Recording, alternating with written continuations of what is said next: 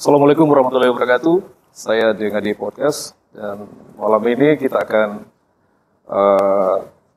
bersama Bapak Dr. Suwardi Duka sebagai calon gubernur Provinsi Sulawesi Barat untuk Pilkada 2024. Ya, tentu pertemuan kami ini akan membincang banyak hal tentu saja, ya, meskipun mungkin tidak akan amat detail karena kita dibatasi oleh ruang diskusi. Apa kabar? Alhamdulillah sehat. Semangat ya. Semangat. Jadi masih seperti dulu beliau selalu semangat dan pertanyaan pertama saya ke ini adalah apa misi atau isi utama yang akan didorong ini? Ya. Sesungguhnya kalau kita melihat kondisi Sulawesi Barat saat ini, tidak boleh kita mengatakan baik-baik saja. Karena memang beberapa indikator-indikator itu jauh dari capaian nasional. Baik pertumbuhan ekonomi, tingkat kemiskinan, stunting, SDM, dan persoalan-persoalan layanan birokrasi. Itu juga menjadi persoalan kita. Dan publik tahu bahwa Pileg 2024 kemarin saya terpilih kembali. Dan itu di DPRI adalah zona nyaman. Ya, betul sekali. Itu pernah Anda sampaikan kepada saya. Iya. Tapi apa boleh buat kita harus tinggalkan zona nyaman untuk masuk di zona tantangan. Betul. Kenapa? Ya, kita ingin melihat daerah yang diperjuangkan oleh para pejuang Sulawesi Barat ini bisa mengambil peran secara nasional. Kita bisa berkontribusi, bukan hanya dikontribusi terus, tapi bisa ikut berkontribusi, apalagi posisi strategis kita sudah berada pada posisi yang cukup baik dengan menjadi penyangga IKN. Olehnya itu kalau ditanya apa misinya, tentu kita ingin menjadikan Sulawesi Barat itu menjadi daerah maju. Maju dalam artian baik peningkatan sumber daya manusia, cara kerja publik, apakah itu di sektor pertanian, kalau tingkat produksi terus di rata-rata katakan lapangan hanya 4 ton per hektar, itu bukan daerah maju. Iya. Kita harus berada pada produksi yang maksimal sampai dengan 8 ton. Tentu menggunakan sains, menggunakan teknologi, bekerja secara efisien dan efektif. Begitu juga dengan investasi yang masuk. Ada investasi di Sulawesi Barat ini, tapi kita hanya dilalui saja. Bahkan sumber daya alam kita terkelola, tapi yang menikmati Makassar, Jakarta, semuanya itu memberikan kode bahwa daerah kita daerah terbelakang, bukan daerah maju. Sebenarnya posisi Sulawesi Barat ini di tengah Indonesia kan? Iya, strategis sekali. Strategis sekali. Dan kalau dikatakan malas, saya tidak setuju. Iya, kultur kita kultur pekerja. Iya. Hanya saja memang cara kerja kita masih tradisional dibanding dengan cara kerja orang-orang di Jawa. Itu sehingga itu visi Sulbar Maju itu ingin menggunakan segala perangkat, baik itu ilmu pengetahuan, teknologi dalam bekerja, berkolaborasi, baik itu perdagangan, ekonomi, pertanian, sosial budaya, pendidikan, kesehatan, itu semua yang kita inginkan menjadi satu daerah yang maju. Kalau daerah itu maju, maka tingkat kesejahteraan akan kita capai. Karena daerah maju pasti pertumbuhan ekonominya bagus. Ada yang mengatakan bahwa semua yang Anda sebutkan tadi itu sebenarnya pangkalnya di masalah kepemimpinan. Nah, pernah jadi ketua DPR, kemudian bupati, dan menjadi ketua DPR RI, terpilih lagi. Bagaimana Kakanda akan membawa ini konsep kepemimpinan itu yang menjadi pengalaman panjang ini untuk mengatasi masalah-masalah seperti yang disebutkan tadi? Leadership. Leadership adalah kemampuan seseorang untuk menggerakkan segala potensi. Dengan goals yang sama. Itu bisa saja orang bekerja tapi goalsnya berbeda, maka capaiannya tentu akan berbeda. Kadangkala satu bank yang kecil, kemudian bank yang kecil di merger, itu untuk punya kemampuan. Nah, disinilah lembaga-lembaga yang ada di kabupaten atau di provinsi itu harus berkolaborasi, menjadikan satu gerakan pembangunan yang nantinya akan berdaya dukung kuat, ya, dengan leadership yang kuat pula. Itu leadership itu bisa kuat kalau dia memiliki pengetahuan yang baik. Indikatornya adalah pendidikan. Ya. Yang kedua adalah punya pengalaman yang panjang. Iya. Kalau pengalamannya, bisa saja orang menjabat bupati, menjabat apa, tapi lihat indikatornya apa, CPA-nya selama menjabat. Itu juga kan? Iya, itu. Ada parameter. Ada parameternya. Bisa saja kita sama-sama kepala dinas. Iya. Tapi ada kepolisian sukses. Ada kepala dinas yang gagal kan? Jalan di tempat. Jalan di tempat. Nah, itu. Nah, jadi parameter pengalaman itu lihat apa yang dia capai. Nah, itu. Kalau Adinda lihat saya sebagai bupati, barangkali hanya satu bupati di Indonesia yang mampu menurunkan angka kemiskinan 9% selama menjabat 10 tahun. Lihat saja data statistik, data statistik, data WPS di Sulawesi Barat dan Kabupaten Mamuju, bahwa 2005 16,9 tingkat kemiskinannya Mamuju, 2015 6,5. Iya, itu artinya bahwa sama menurunkan angka kemiskinan 9% lebih. Iya. Dan kita harus hormat pada Majene, harus hormat pada Masa, hormat pada Polman, masih di angka 16. Iya kan? Jadi itulah kemampuan leadership. Bagaimana memaksimalkan semua resources yang ada, ya.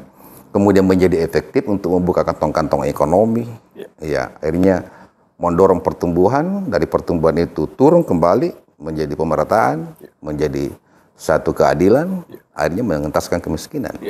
Saya melihat bahwa dalam 5 tahun terakhir di DPR RI, tentu sudah jalan kemana-mana kan, dan melihat banyak praktik baik. Kira-kira untuk menjabarkan praktik baik itu terobosan apa yang paling lebih mendasar lah yang mau dilakukan? Ya, banyak daerah-daerah yang sukses, ya, di Indonesia ini. Tapi banyak juga daerah-daerah yang kelihatan sukses, tapi masa depannya suram. Ya, jadi saya contoh lah kira-kira. Saya pernah begini, di era tambang boom 2009 sampai dengan 2012, waktu itu saya bupati. Saya itu hampir menyesali kenapa daerahku tidak menjadi daerah batu bara. Dibuka gitu kan? Iya, daerah batu bara, daerah nikel. Itu pada saat itu, itu bupati-bupati hebat, kaya-kaya semua. Kenapa daerahku tidak ada potensi ini? Iya. Berarti ada hikmahnya di demo juga dulu ya? Iya. Ada potensi nih. Setelah saya di Komisi 4 dan ada di lingkungan hidup, saya pergi ke semua Kalimantan, ke Morowali, kemana. Di situ saya sadar, ternyata Tuhan tolong ini daerah ini. Menjaga kita gitu. Iya, tolong daerah ini. Bukan menjadi daerah tambang. Karena kalau daerah tambang, itu 100 tahun ke depan hancur. Dengan pengolahan tambang yang saat ini terjadi. Iya. Di mana saya lihat resourcesnya digali begitu. Tapi tidak diperbaiki, dibarengi dengan perbaikan. Jadi olehnya itu saya bersyukur, syukur tidak terbuka tambang baru maju pada saat itu, karena kan saya akan berdosa jadinya. Tapi nanti kira-kira gimana? Iya. Masih akan ditutup atau akan dibuka? Saya kira jangan kita bersumber pada sumber daya alam. Jangan andalkan sumber daya alam menjadi satu kekuatan daerah, tapi andalkan sumber daya manusia. Kalau sumber daya manusia, cukuplah sumber daya alam yang di atas tanah, jangan bawah. Iya, jangan lagi dirusak. Jangan dirusak. Jadi satu daerah yang hanya mengandalkan sumber daya alam itu jangka pendek. Tapi kalau satu daerah mengandalkan sumber daya manusianya, karena kualitas sumber daya manusia yang bagus, maka akan menghasilkan produksi kerja yang bagus, efektif dan efisien. Dan itu berkapitalisasi menjadi kapitalisasi kekuatan ekonomi. Kenapa? Karena sumber daya manusianya bekerja dengan bagus. Tapi kalau hanya mengandalkan sumber daya alam, ya sejenak sih. Gali. Itu musiman sih. Musiman, iya. Musiman. Jadi kan itu juga memerlukan biaya yang tidak sedikit untuk menyiapkan sumber daya, misalnya beasiswa misalnya. Iya. Atau politeknik yang berkaitan. Iya. Itu memang seorang negarawan memang tidak berpikir pemilu ke pemilu. Memang negarawan itu berpikir untuk generasi. Akan tetapi tidak boleh tidak juga. Jangka pendek harus kita hitung karena itu menjadi ukuran kepemimpinan satu jabatan. Iya, satu jabatan. Dengan demikian, kalau kita mau melihat di Sulawesi Barat, sebenarnya resources terhadap sumber daya manusia cukup. Ada banyak. Hanya maukah kita memanfaatkan? Nah itu persoalan.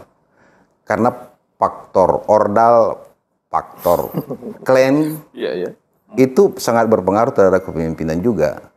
Olehnya itu sepanjang itu yang menjadi tumpuan, maka ya yang terjadi faktor klan itu yang akan mengambil peran besar. Di sisi lain sumber dayanya tidak mampu. Tapi cobalah buka, panggil orang-orang yang di luar dari Sulawesi Barat, tapi orang Mandar yang ada di Sulawesi Barat di mana-mana panggil ke sini untuk mengabdi, berikan dia peran yang cukup. Sungguhnya untuk jangka pendek bisa teratasi. Berarti Anda akan membuka ruang itu? Membuka ruang itu pasti, iya. Misalnya dalam seleksi pejabat tentu kita akan buka. Buka itu, buka seluas-luasnya supaya apa? Supaya daerah ini dikelola oleh orang-orang yang punya sumber daya manusia yang bagus, punya integritas yang bagus. Apalagi saya punya wakil, itu orang yang memiliki integritas, orang yang teruji, dan tidak bisa dibelok kiri belok kanan kan. Saya kira Anda pernah mengatakan itu. Lalu saya ingin bertanya, ini kan didukung dengan 7 parpol ini, di koalisi kan. Bagaimana mengelolanya ini? Dan sebagai maestro politik, bagaimana mengelolanya? Dunia partai politik ada di dunia konflik. Jadi orang yang memahami manajemen konflik bisa mengelola, bisa menjadi sumber daya. Itu. Jadi sesungguhnya parpol yang punya kursi di dewan itu hanya 3, yaitu Demokrat, Nasdem dengan PKS. Kemudian teman-teman partai yang lain adalah partai pengusung yang saat ini belum mendapatkan kursi di DPR. Tapi itu akan menjadi tanggung jawab kita bersama nanti untuk menjadikan partai politik sebagai pilar demokrasi yang bagus. Karena selama ini kan partai politik bersaing, bukan bersaing proses kaderisasi. Yang terjadi adalah proses pragmatis. Nah, itulah yang kita harus bina terhadap partai politik, karena partai politik mau suka tidak suka, dia adalah candra di muka untuk menciptakan pemimpin di Indonesia. Jadi kalau kita tidak bina dengan bagus, ya tentu koalisi saya akan menjadi tanggung jawab saya untuk melakukan itu.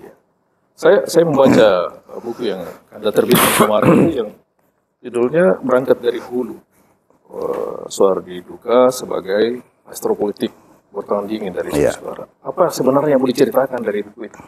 Saya sesungguhnya ingin memberikan motivasi kepada publik bahwa siapapun, dari latar belakang apapun Anda, sepanjang Anda sungguh-sungguh menjadi wajadah, kira-kira seperti itulah kira-kira.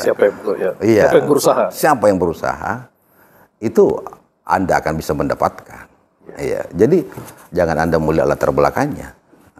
SDK itu memang dia dari hutan. Jadi perjuangan di hutan itu kan kita harus, akhirnya kita bisa mendayung akhirnya sampai ke kota.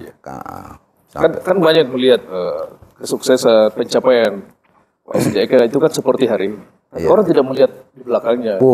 Ketika Kanda saya tahu pernah naik motor ke Polewali, apa itu urusan ampil dan sebagainya. Bagaimana itu sebetulnya? Naik rakit dan lain sebagainya, semuanya kita lalui. Tidak mengenal hujan atau Semuanya itu adalah satu proses. Yeah. Satu proses pembelajaran diri. Yeah. Nah, pembelajaran diri.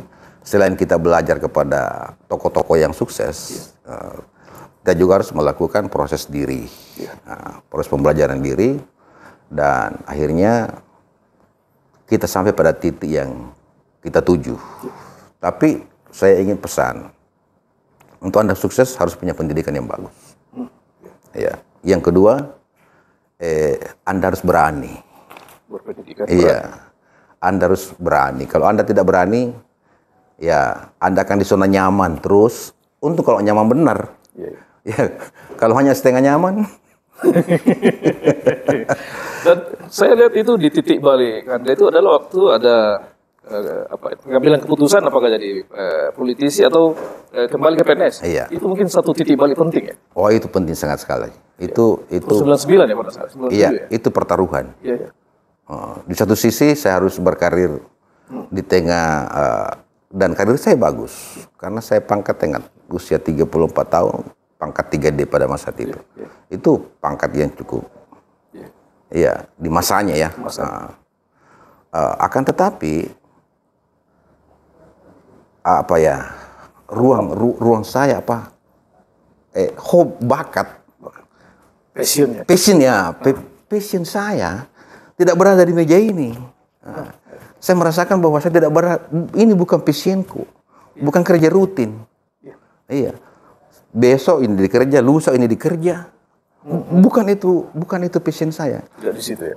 Saya ingin bertukar ide,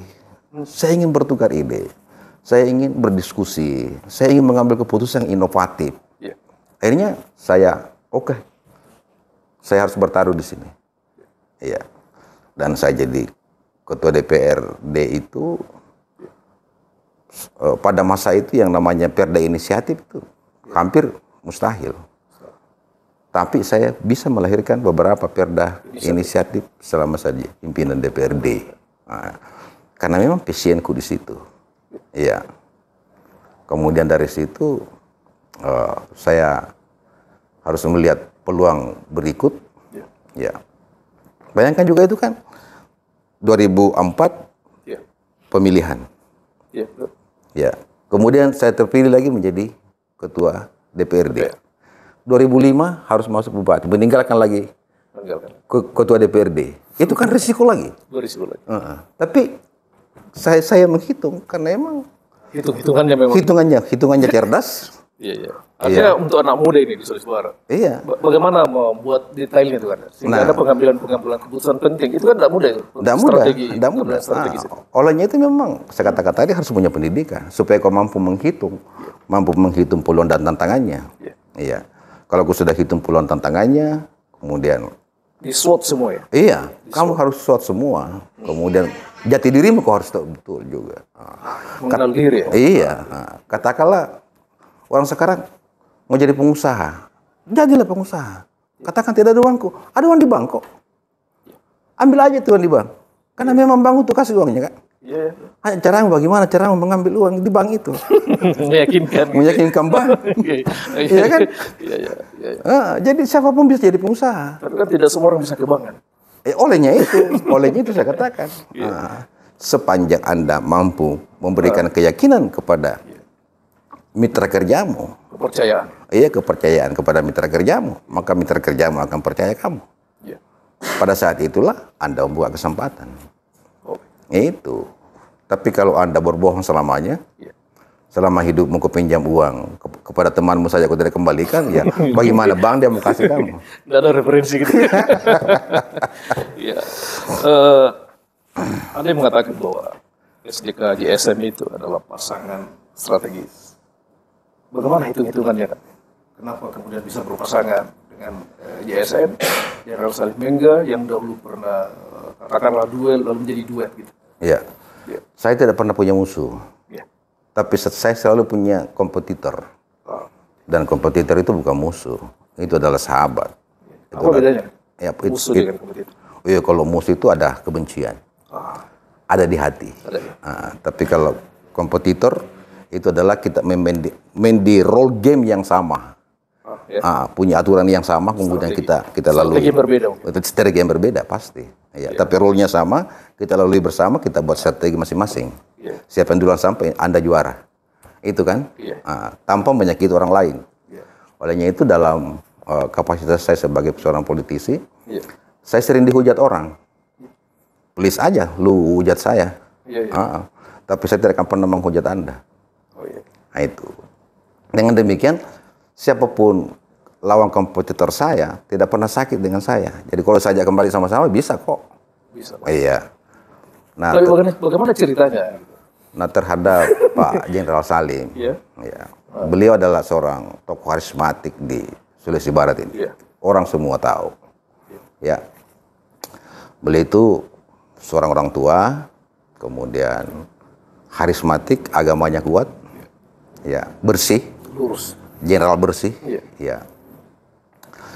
Dan saya tidak pernah dan mungkin tidak berani untuk semua ajak Pak Salim untuk menjadi wakilku.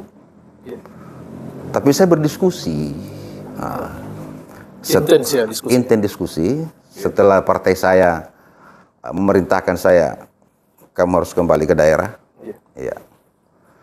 Maka pikiran pertama saya harus menang. Karena kalau tidak menang, kalah sakitnya tuh di sini kan. Apapun namanya ya, jujur kita jujur. Tapi tingkat sakitnya kan berbeda-beda. Nah itu, saya harus melirik Polman, karena Polman adalah vote tertinggi, lumbung suara besar di Polman itu. Maka salah satu tokoh yang harus saya sama-sama adalah Pak Salim, Pak Jenderal. Akhirnya saya ajak 2 minggu berdiskusi. 2 minggu berdiskusi. Di Jakarta? Di Jakarta. Di beberapa restoran di Jakarta. Saya yang ajak. Iya. Saya tidak ajak ke rumah, dan saya juga tidak ke rumahnya. Tapi kita ketemu di restoran yang lebih press kita untuk berdiskusi. Saya berdiskusi. Akhirnya beliau menyatakan, berkesimpulan, Kandi, kembali dong kampung. Beliau juga yang menyuruh? Beliau, kembali. Kalau kau tidak kembali, ya beginilah. Sesungguhnya kamu berada di zona nyaman, di Jakarta. Siapa sih yang tidak enak di Jakarta? Tapi kalau kau yang mau memikirkan daerah, kembali. Saya bilang, Daeng, kalau saya kembali, masa mau kalah lagi? Iya. Olehnya itu, saya butuh tokoh yang bisa bersama-sama saya, seide dengan saya. Saya butuh itu. Dan siapa? Kita meminta nama. Dan siapa? Adam yang kau ajak. Selalu Adam yang saya ajak, tapi tidak mau. Tidak mau. Siapa itu? Saya ajak satu, dia bilang, saya mau calon bupati. Saya ajak lagi satu, pimpinan partai, saya mau calon bupati. Jadi tidak ada mau calon bupati semua. Siapa ini? Itu. Terus terang termasuk yang calon bupati di Polman sekarang kan. Sebut namanya, tapi dia tahu itu kalau saya katakan begitu. Akhirnya kita diskusi lagi. Akhirnya dia mengatakan, Basam dia kan dia. Hingga yang maju soalnya tahu. Mati saya, siapa yang ini kalau sama-sama kayak ini beliau ini? Siapa yang? Betul. Dia bilang, karena saya sudah tidak seperti dulu kesehatan. Saya dampingi kok. Saya mendorong. Saya dampingi kamu. Biar nih, saya dampingi kamu di depan saya. Saya bilang, Daeng, tulus ke Daeng? Dia bilang, tulus Kak. Kalau tidak aku cinta daerah, di sini maka pensiun di Jakarta. Selesai nih. Itu. Jadi disitulah ketulusan beliau meminta saya untuk kembali ke daerah, kemudian menempatkan dirinya secara legowo. Secara legowo. Tapi saya katakan, Daeng, ini hanya hanya tempat. Hanya tempat. Ada namanya 01, 02. Tapi pada prinsipnya tidak ada 01, 02. Kita sama-sama melaksanakan pemerintahan. Punya kewenangan sama. Iya. Wilayah cocok itu. Atau nanti akan ada pembagian kewenangan? Tidak ada pembagian kewenangan. Sama-sama kita laksanakan. Sama-sama. Sama-sama kita laksanakan. Nah itu. Jadi tidak ada istilah dua matahari, tapi matahari dan rembulan. Tidak ada. Tidak ada. Tidak ada dua matahari. Pokoknya dua-duanya satu matahari. Satu matahari. Saya kira juga pengalaman kita lah. Kemudian bagaimana menghitungnya? Bagaimana survei terakhir kan tentangnya? Ya, memang pada saat saya sepakat dengan beliau, oke lah kita sudah sepakat. Iya. Bilang yang koma. Bilang, apa nih? Ini koma? Iya, maksudnya gimana koma? Iya. Oke, disurvei dulu. Oh iya. Iya, kita survei dulu. Survei dulu ya. Kalau peluang kita ada menang, baru kita maju deh. Nah, tapi kalau survei itu betul-betul anjlok, tidak bisa kita menang, buat apa kita maju? Tidak terima maksudnya? Iya. Iya deh. Saya bilang iya deh. Ini kan ini rasional kita ini. Iya, betul. Dia bilang, kapan itu baru survei berapa lama? Bilang 3 minggu. 3 minggu. Akhirnya saya telepon Pak Hanta Yuda. Iya. Mas, tolong saya surveikan dulu saya ini. Ini nama-namanya survei. Iya. Simulasinya ini. Akhirnya survei. Setelah 3 minggu, paparan. Jadi Pak Hanta sendiri yang paparkan, saya ada berdua dengan Pak Jenderal. Iya. Ada juga Ibu Bupati pada saat itu menyaksikan. Ada juga beberapa orang saya bawa. Paparkanlah survei. Ternyata surveinya bagus. Bagus. Kita di atas dari rata-rata yang punya nama yang ada. Akhirnya, Deng, nawas tadi Jadi tolong itu dia. Kita dia survei, enggak nama coy. Bismillah Mendi. Bismillah Mendi. Oh iya. Bismillah.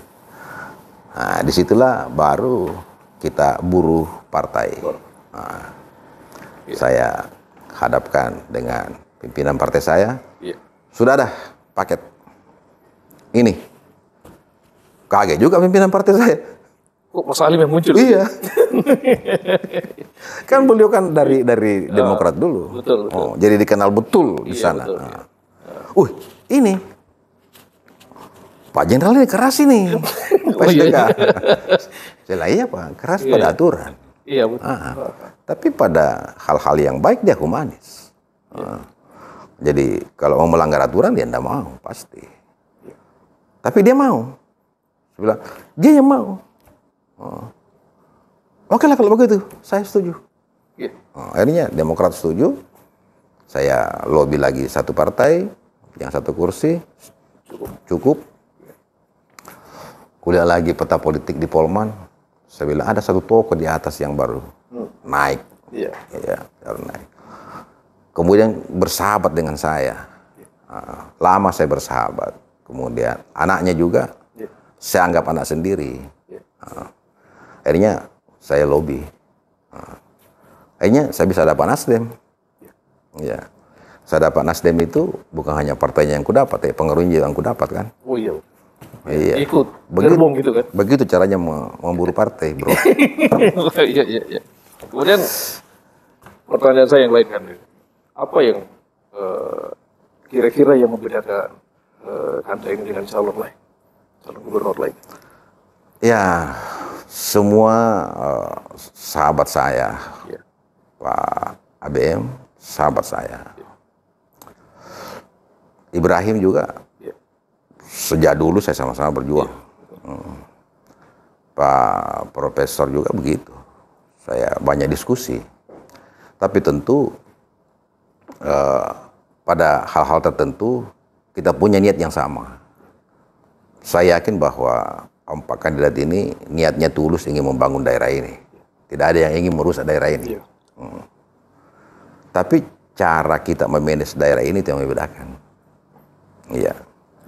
Saya lebih merasa pendekatan rasional, realistis, dan cara kerja saya cepat. Nah, itu. Jadi mungkin juga mereka begitu, tapi saya merasakan bahwa inilah saya. Kalau mereka juga begitu, ya sama-sama kita. Tapi kalau katakan apa mau membedakan, saya ini. Nah itu. Jadi publik bisa melihat itu. Publik bisa melihat itu. Ya.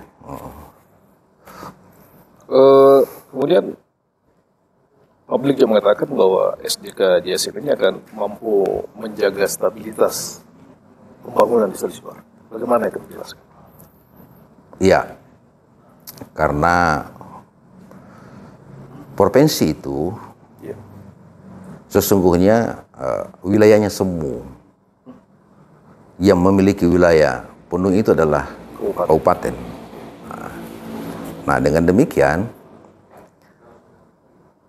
provinsi harus hadir di setiap kabupaten. Nah, itu. Dengan demikian kabupaten merasa butuh dengan provinsi. Indikator satu kabupaten butuh dengan provinsi, kalau bupatinya diundang hadir. Artinya butuh dia dengan provinsi. Tapi tidak langsung ke Jakarta itu. Tapi kalau diundang beberapa kali bupatinya tidak mau hadir, berarti dia tidak merasa butuh provinsi. Itu ada variabel itu.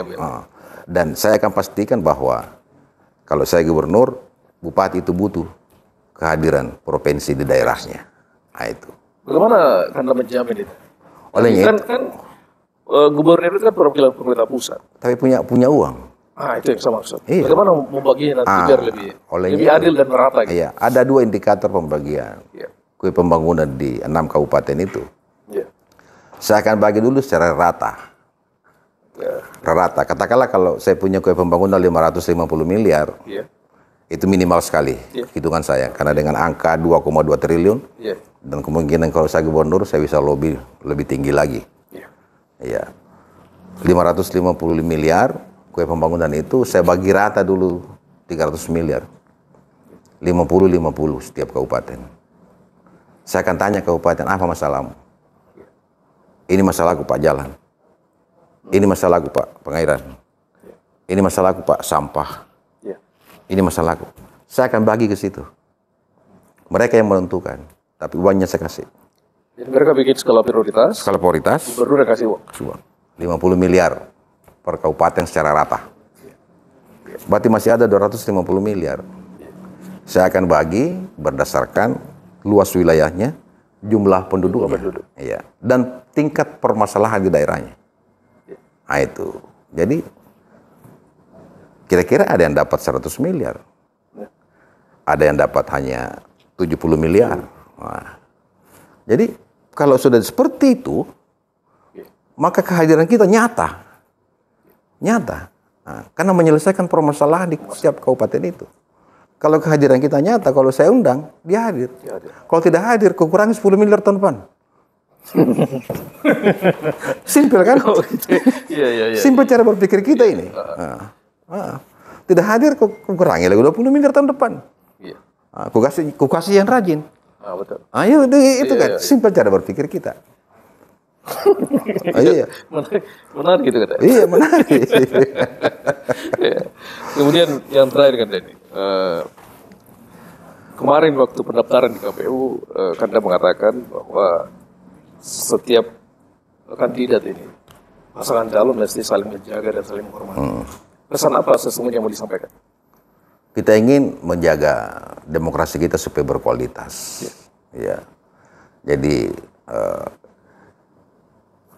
kita bertaruh dengan citra diri kita, bertaruh dengan siapa kita, kemudian kasih pembelajaran pendidikan politik kepada publik.